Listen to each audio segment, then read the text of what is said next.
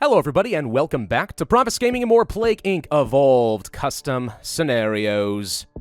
Alright, we got ourselves a good couple of requests for this week, and then I actually think I'm more or less catching up. Either that or I've lost track of a couple of Discord messages, and if that's the case, I do apologize.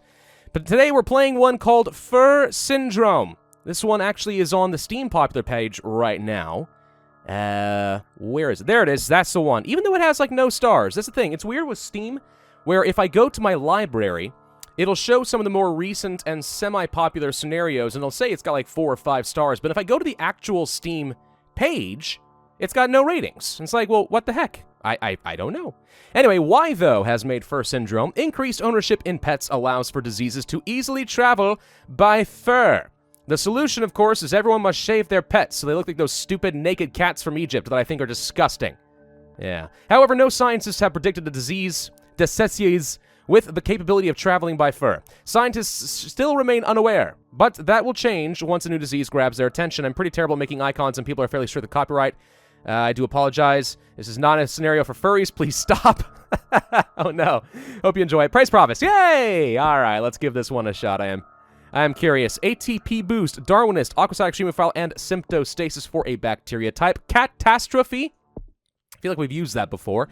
You are a new bacteria. We shall start, you know what, in Egypt. Because that's the worst place to start if we're traveling by fur because of those stupid naked cats. But it also is the only thing I could think of that actually is relevant to traveling by fur and the stupid naked cats. So since it's in my head, let's just go ahead and start off in Egypt. Transmissions. We have Fur 1, rural and urban. Hair 1. What's the real difference between fur and hair? I know there is a biological difference in how you distinguish between the two, but I never really think about it. I probably should. Increases infectivity. Hair on skin. Air 1 gives pathogen on dust. Zoonotic shift. Wool 1. Wool material. Increasing infectivity. Immature children are particularly vulnerable. Why? Because immature children are more likely to rub their faces against a sheep? I don't know. Water. That's normal. Okay, symptoms. We have itching. Host gets a temptation to scratch, particularly in irritating places such as the bottom of a foot. Slightly increasing infectivity. Alright. Abilities. We have cold, heat, and drug resistance, and bacterial resilience, which is all very standard. Nothing new there. Okay, so far I'm seeing a bit of customization in the symptoms tree and a little bit in the transmission tree. If we're starting off in Egypt, that is considered to be poor, arid, and hot. So fur won't do me much good. I don't know if wool does me any good, but it is slightly better than hair, so we could do that, but I think I will stick with just some basic air transmission since I know it is an arid region. I also want to transfer into Saudi Arabia as quickly as we can, and since they are bordering, that shouldn't be too hard if I do have the air transmission, and then I can take advantage of the airports. But let's also then go ahead and pick up wool, because I'm sure they got a lot of sheep shoops in Egypt or something. I don't know. Maybe. I'm not aware of Egypt's agricultural history and tendencies. These are things that I can't be expected to know. Let's go for some hair. Let's see. By the time we start getting into Europe, I probably want to go for the fur. For the urban transmission primarily. And also the rural transmission in Russia could be quite good. Fur. I feel like it's got to have something to do with the hair follicles and, like, whether they're coming from a hide or just, like, skin. Is that the distinction between the two? I'm trying to think it through right now, and it's not really relevant, but now that I'm thinking about it, I kind of want to know. You know what I mean? All right, let's go over some more air transmission. And boom, bada boom, boom. Some people are streaming Fortnite from Singapore. Oh, lovely, because that's what the world needs is more Fortnite. Anyway, heavy flooding in Colombia. I'm saying anyway a lot more lately. I'm not sure why. I've noticed this in some of my other series as well. It's translating into the Minecraft series and stuff like that, too. Am I just becoming, like, more chill? I can make a joke, and I'm like, you've had your chance to laugh. Anyway, let's move on. And that's assuming, of course, that you do laugh. I don't consider myself to be all that funny. I have no idea. All right, they found me with the fur transmission. Do we have any customized pop-ups? Or maybe there already were some, and I've already clicked past them because I'm too habitual. Too habitual in this game. I don't know. Let's go for Fur 1. I wouldn't mind getting some cold resistance now that we are starting to get into places like Canada. Working our way up toward Russia. We need some more severity because we're getting around and missing out on a lot of DNA points. Rash? Rash wouldn't be too bad. If that's sweating, yes. Cold countries, that could be good. Necrosis is available. Ooh. I like my necrosis. Also skin lesions. Interestingly enough, you don't have to go down the skin lesions to get necrosis. Just a basic rash will do the job. Insomnia. Pretty good amount of severity out of that. Bruises. Now see, that's in the pretty good amount of severity and also a good amount of infectivity. How a bruise exactly is infective, I don't know. I never think of bruises as something that can be a transmission vector for various bacteria types. But maybe I don't know squat. Is entirely possible. I accept that possibility that I am actually an idiot who doesn't know anything about anything, and I just sound good on YouTube, and people just sort of assume that I know what I'm talking about because I say it with a certain level of confidence and gumption. Also, I talk fast, which is just the mark of someone who is well-educated and intelligent, right? Or just somebody who doesn't know how to shut his mouth. Also possible. Let's go for some more water transmission and a little bit more cold transmission and some drug resistance. And then I think I am going to go for the skin lesions because they're just that freaking good in terms of infectivity and severity. Now, interestingly, instead of going to necrosis, the skin lesions lead to total organ failure, which is a bit of a reversal from how I normally would expect it to be. Not that it's necessarily wrong, but the advantage of going for something like rash, sweating, and skin lesions is it kind of follows a particular thematic path of, you know, where the bacteria has a chance to grow in your skin, right? Because you have skin lesions, and that lead into gangrene makes a lot of sense. Going from skin lesions on the outside of the body to suddenly organ failure doesn't make as much sense. So there is a little bit of that, but okay. Bleeding, able to pierce skin within the host. Don't most bacteria have the ability to sort of pierce skin? I guess not. No, wait, now that I think about it. Again, maybe I just don't know diddly squat. All right, I'll just stop talking there. Swelling. Severe pain to an infected host due to considerable amount of swelling, increasing infectivity and slightly slowing down the cure research. I'd be good with that, but I do need to be careful about getting too much severity. We are still missing a lot of islands down here. Caribbean, Iceland still, and Greenland. Mostly what I need to do is focus on getting some extra infectivity in Russia. So fur would make a lot of sense. I'll bet you the zoonotic shift could open up a few good options for me. But I'm not sure I want to invest too heavily in the extra mutation chance since we already do have Darwinist. Bacterial resilience could be a worthwhile investment, or... well, let's see. I like the extra infectivity. I think that we can get away with a little bit more severity and be okay. Organ control. The pathogen able to gain control of organs within a host's body, causing fatalities.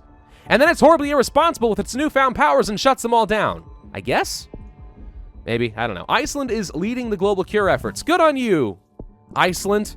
I mean, you got a freaking teeny tiny population that's so tiny that you actually have to have governmental regulations against inbreeding. I'm not even kidding. That's a thing in Iceland. But sure, you guys lead the charge in cure research. Do it. It's going to go for the extreme bioaerosol. Hair 2. Let's go for hair 2. And what does that lead to? Extreme hair syndrome. Pathogen develops ability for cross-transmission between hair and fur, increasing infectivity and effective in the rural and urban regions. Again, I guess I'll go for that for the extra infectivity in a place like Russia, which now is exploding with infectivity, and we are getting into Greenland before Iceland, which is a shock. Can someone please send a boat to thank you. All right, we're in Iceland, which means I feel very comfortable going for the necrosis and the total organ failure.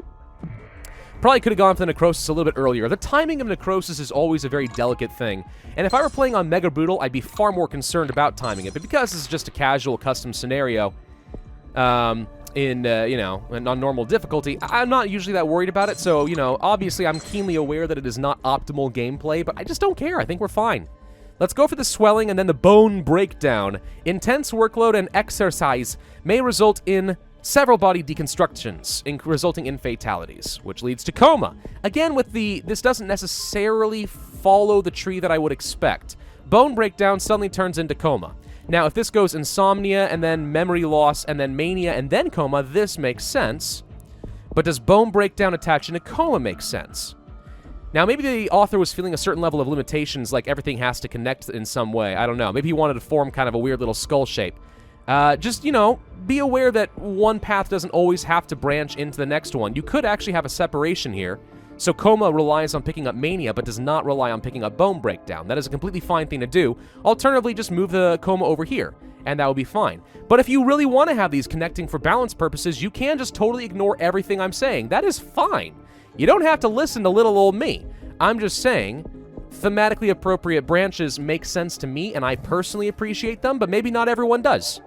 Yeah, everything I say, Like, I am not, like, some renowned critic in Plague Inc., okay? I can offer suggestions based on my own personal preferences, but there are things out there that get to the freaking 5-star range in Plague Inc. that I never would expect. So clearly, I am only a very small representative sample as far as what I personally like to see in Plague Inc. So don't feel obligated to listen to me in any way. You are not. You have the creative freedom. Isn't that empowering for you? Okay? I've never created a successful Plague Inc. scenario. I've tried a couple of times and then just scrapped them because I didn't like they were going, because I know what I like, but I apparently don't even know how to create what I like. Okay? So I can only offer so much creative power here. So you have that power. You are empowered to do whatever you want. You know, if you don't like what I'm saying, don't freaking listen to me. And that is completely fine. I'm not going to be offended by it, Lord knows. I'm just saying. Anyway, we're going to win this scenario just fine. There was the anyway again, by the way. I'm just saying. So there's the population all dead. We win 544 days, a little bit longer than I would have expected, and maybe that's because I didn't time the necrosis very well. At the same time, because we started in Egypt, we did have a slightly different spread pattern. And we did surprisingly get into Greenland before Iceland. I mean, that's something I would not have expected. Had we gotten into Greenland and a little bit, you know, later, I would have. That's what I'm used to. I don't know. Maybe the second we got into Greenland, I should have popped the necrosis and total organ failure, and we would have been fine. Maybe. Either way, though, we won 37% cure progress, 44,388 points, 2 stars. It is completely fine. I will say I think the scenario could focus a bit more on the fur treatment. Right, so you got some customized transmissions that work for fur. Yes, good. I like that. Wool, hair, fur. Good. Keep with that. Symptoms. Do they have to be fur-related? They don't really. I'd like to see some symptoms that have to do with, like, hair falling out so that it's able to spread on the wind or something like that. You know what I mean? Like, hair loss, and the bacteria is able to fly on the wind and get to new people. Something like that could make a lot of sense. Although I guess that's kind of a transmission thing as well, and a bacteria wouldn't want you to lose fur. I mean, at the end of the day, does it matter? No, because it's a bacteria, and it can be a standard bacteria with a crazy total organ failure type symptoms, and the way that it spreads is entirely via fur. And that is the theme of the scenario. So you don't have to do any more customization on symptoms, but it does offer some opportunities. That's all that I'm saying. Otherwise, yeah, I think this is a perfectly fine scenario in and of itself as it goes. You know, consider how you're doing the symptom branching, and I think you're going to be A-okay. Thank you for sending me my way. Thank you all very much for watching. Hope you enjoyed. If so, then I ask that you hit that like button, leave a comment with your suggestions, send me messages on Discord. That is the best way to get me to find out what scenarios you would like me to play. Not the comment section. I do try to read them, but that is not always the most consistent. Anyway, subscribe if you haven't already, hit that notify bell, and I will see you guys next time.